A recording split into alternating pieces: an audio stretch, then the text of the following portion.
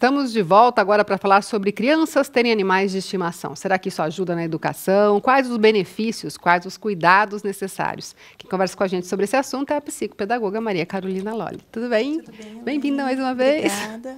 Bom, vamos começar assim. Não é qualquer criança, nem de qualquer idade, né? Isso. Então, assim, os animais, a gente sabe que tem estudos que ter um animal de estimação favorece não só o desenvolvimento cognitivo das crianças, mas também melhora a questão da saúde propriamente dita. Então, aumenta a imunidade dessas crianças, dificultando, então, com que elas fiquem doentes com tanta frequência, porque elas entram em contato com um animal, né? Então, assim, até os 5 anos de idade, as crianças que tiveram contato com um animal de estimação, seja esse animal um gato, um cachorro, até uma tartaruga, elas têm menos chance de desenvolver doenças mais sérias. Significa dizer, então, que para essas crianças que conviveram com esses animais até os 5 anos, acredita-se que tem uma melhora no sistema imunológico dessas crianças.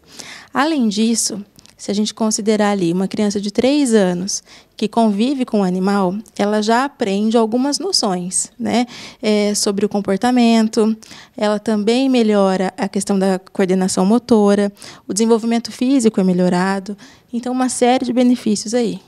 Eu acho interessante essa coisa de animal de estimação, eu sou suspeita porque eu adoro, mas assim, eu vejo que para adultos, alguns psicólogos até indicam animais de estimação em vez de remédios por conta de pessoas que estão entrando em depressão. Para criança, isso traz esse tipo de benefício também? A mesma coisa. Voltando um pouquinho na idade, né? É claro que a criança ela vai desenvolvendo o senso de responsabilidade, né, aos poucos, com a chegada do animal na família. Mas a questão de ter o contato afetivo com esse animal, a criança aprende não só melhorar as relações interpessoais com as outras pessoas, porque ela passa a observar outra coisa, né? Uma outra vida ali. Então, ela acaba percebendo algumas nuances. Ela vê que quando ela está meio para baixo, o animal ele sente isso, então ele vai ficar pertinho dela.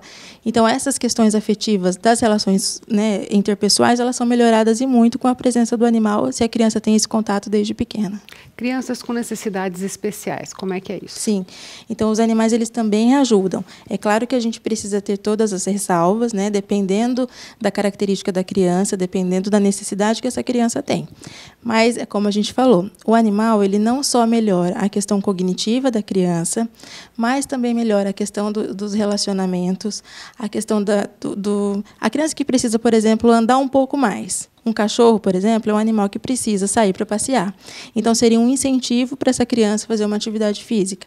Aumentar, então, o tônus muscular, aumentar a coordenação motora. Então, certas brincadeiras com algumas crianças que têm algumas dificuldades relacionadas à presença do animal são interessantes para esse desenvolvimento, então, cognitivo dessas crianças.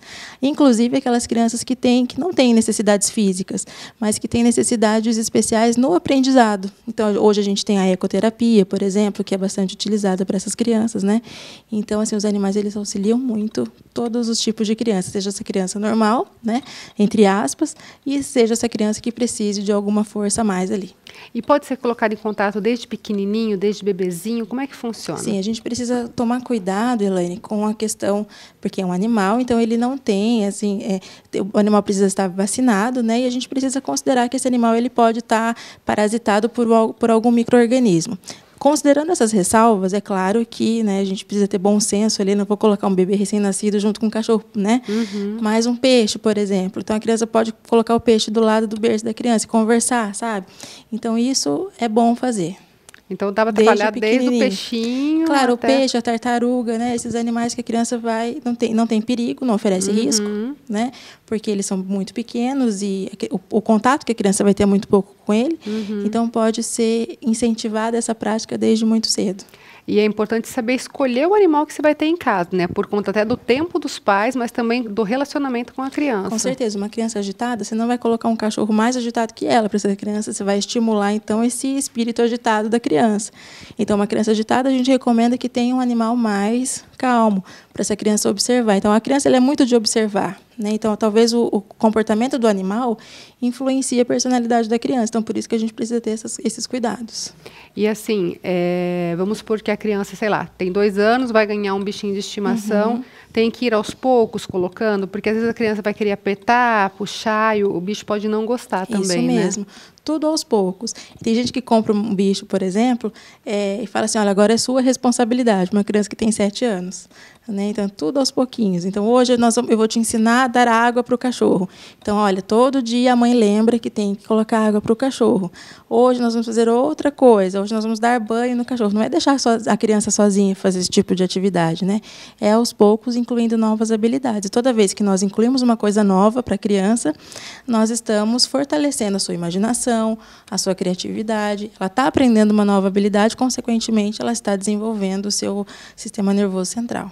E essa coisa de dar um bichinho de estimação para a criança cuidar, ajuda mesmo ela a criar a responsabilidade? Ela consegue ter essa noção a partir de que idade? A partir dos 7 anos, que é quando a criança começa a aprender aquilo que é certo e aquilo que é errado. Então, ela vai conseguir observar e ela vai conseguir já obedecer regras, né? Agora, aquela criança que te desafia toda hora, é claro que você não vai deixar um cachorro com inteira responsabilidade dessa criança, né? Ela precisa ter, aí a mãe e o pai, os responsáveis, precisam ter certo cuidado, porque cada um conhece o filho que tem, né? Então, aos pouquinhos, dando responsabilidades. E sempre lembrar a criança de fazer tal coisa, porque tem criança que não vai lembrar, e se a mãe não fizer, coitado do animal também vai sofrer, não é o caso, né? Agora, uma coisa que é importante, é preciso que os pais gostem, né, de animais Sim. de estimação, porque às vezes comprar só para o filho não resolve, né? Não, é justamente por conta disso, porque daí você vai comprar um animal como se fosse um brinquedo. Um animal é uma vida. Então, a criança ela vai aprender em casa que um animal é uma vida. Aquelas pessoas que têm animal e gritam com o animal e chutam o animal e deixam o animal de castigo, batem no animal, né? Isso é errado, porque a criança ela vai aprender desde cedo. Olha, então eu posso fazer isso que é normal.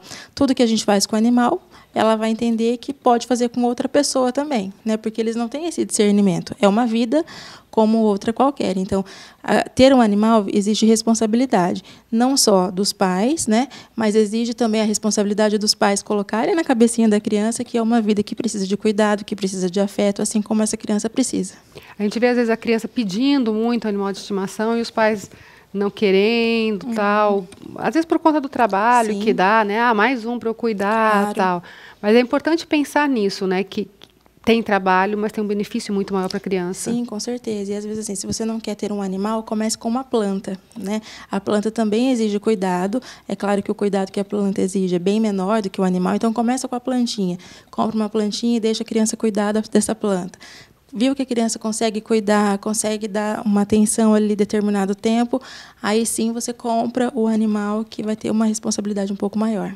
Uma outra questão muito forte para a criança é saber lidar com a morte, né? Eu sim. já vi casos que o peixe morreu, o pai foi lá, comprou outro igualzinho e deixou lá para a criança não saber que o peixe morreu. Pois é, e você sabe que isso é importante, porque justamente a presença do animal em casa, como a gente falou antes, ele vai ensinar essa presença vai ensinar a criança a lidar com sentimentos.